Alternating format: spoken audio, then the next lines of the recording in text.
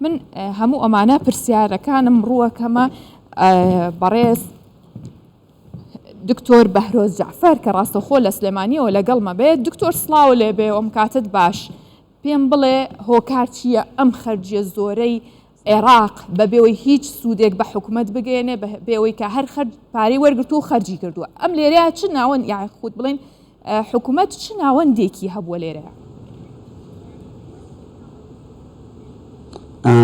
سپاس بۆ ئەم دەرفەتە. هۆکارەکە لە چوارچێوەیەکی گشتیدا ئەوەیە لە هەر وڵاتێک کە وڵاتێکی خاوەن نەوت یا گازی سروشتی بێت لە سەرانسەری دنیادا ئەگەر دیراسەیەکی مقارن بکەیت، ئەم وڵاتە ئەگەر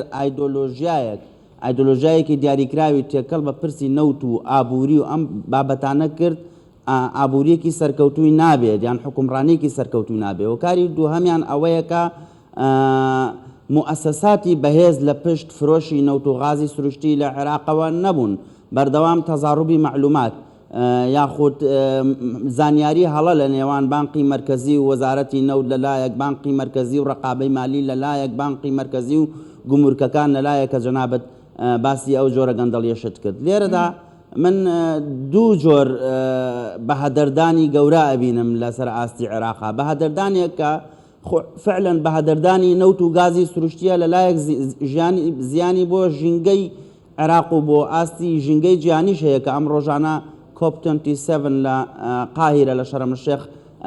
بەڕێوە چێ لە مەجای ژینگەی جیانیا کامە مەترسێکی ێجگار گەورەی عێراق 140 قاقەکەی کەوتۆتە بەر مەترسی بە بیابانبوون و وشکبوون و کارەساتی مرۆیی و کارەساتی خۆراک و ئیلا ئاخیرهی.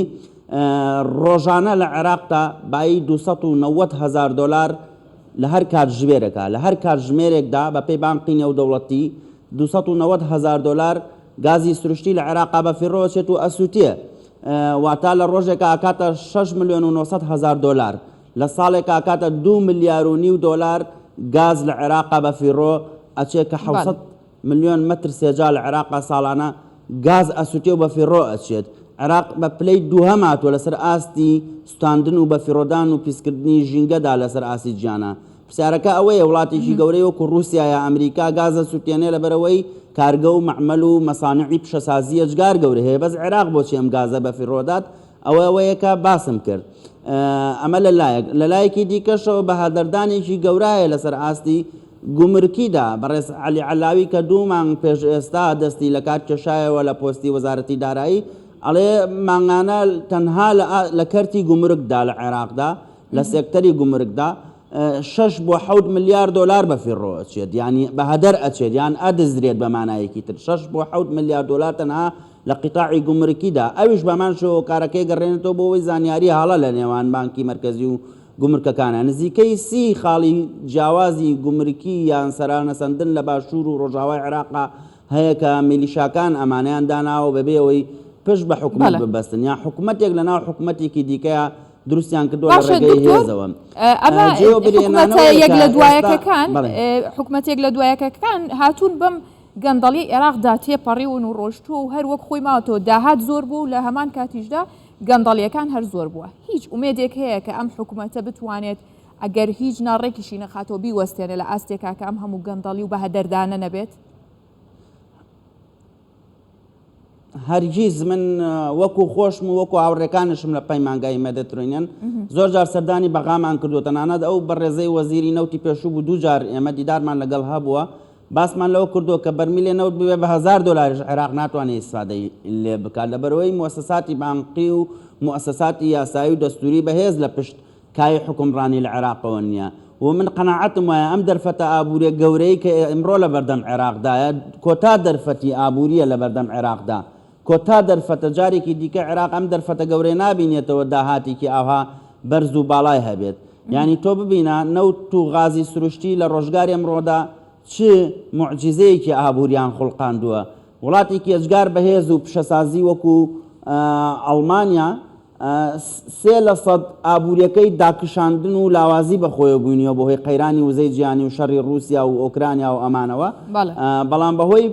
پێویستی جیهانی بە ئاستی نەوت ئابووری عێراق 9.3% گەشەی کردووە. بانقی مرکزی عێراق بانگەشەیەوە کات کە بەرەوە بڕات 90 ملیار دلار بەس داهاتی بڵێن خەزنکراوی هەبێت. ئەمڕۆکە عێراق ئابوورەکەی 9.3% گەشەی کردو بەهۆی نرخی نەوتەوە بەرزبوونی نرخی نەوتەوە ئەمە ئابووریە کە جەنابەت باست کردنەوە 6% پشت بە نەوت ئەبەستی ئابوورێکی ڕێحی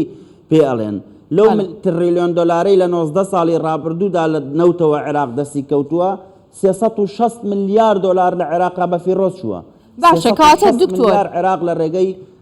پرۆژەی وەهمی و پرۆژەی خەیاڵیەوە بە فیڕۆی داوە باشە دکتۆر بەپی ئەو ئەزمونەی ئێوە وە لێکۆڵینەوەی ئەو پەیمانگایی ئێوە هەتانە عێراق ئەبێت چی بکات بۆی ئیدی ئەم بە هەدەرچوونە نەبێ و لەگەڵیشیدا ئەگەر بە کورتی پێم بڵێ هەرێمی کوردستانیش لەکوێی هاوکێشەکەی ئەبێ ئەو چۆن مامەڵەی لەگەڵا بکات لە کاتێکا کە هەم بەشە بودجێوە ئەو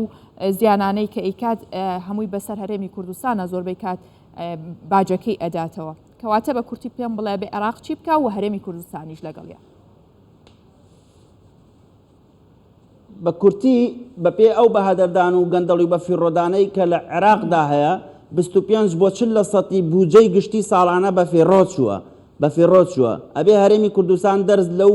فەساد و گەندەڵیانەی عێراق بە فیڕۆدانانەی عێراق بکات ئەم وا بکات کە 25 بۆ 40% بودجەی گشتی لە هەرێمی کوردستانە بە فێڕۆ نەچێت ئەمە یەک دوو لە عێراقدا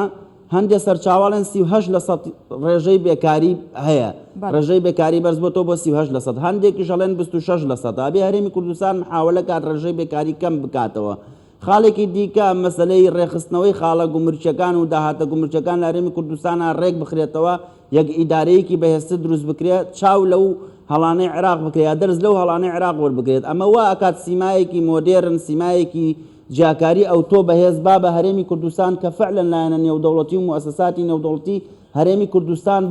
بە شێوەیەکی جیاوازتر زۆریش جیاوازتر ببینێت لە عێراق کە من فعلەن پێم وایە هەرێمی کوردستان زۆر گەشە کردوترە لە ڕۆی ژێرخانی ئابووری و بیناکاری و زۆر مەجالی دیکەوە لە چاو حکوومەتی عێراقدا